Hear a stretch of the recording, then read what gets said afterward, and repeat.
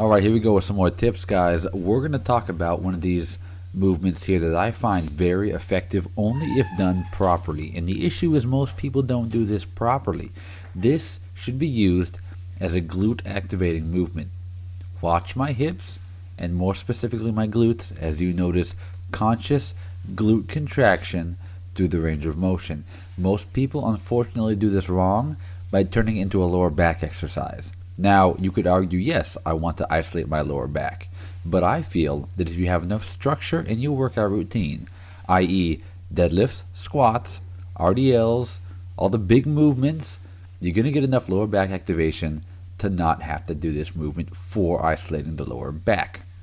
Now, keep that in mind, guys, and think about that. We don't need to isolate the lower back any more than we already are, so we want glute contraction at the top, which does not require a lot of the hyperextending and the arch in the spine at the top of the range of motion. As you see, I demonstrate at the very end of the set a few reps of how you don't want to do it. Alright guys, now we're going to move on to the foot positioning.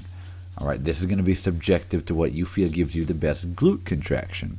Now for me, that means they're angled out slightly, 15 to 30 degrees, not as far as 45, although you could argue that might be a good place as well.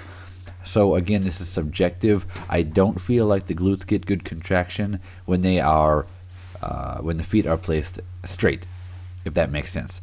So again, feel it out, see which one allows you to thrust your hips into the pad maximally at the top of the range of motion, and focus more on the squeezing of the glutes as you go to the range of motion over the hyperextension of the lower back.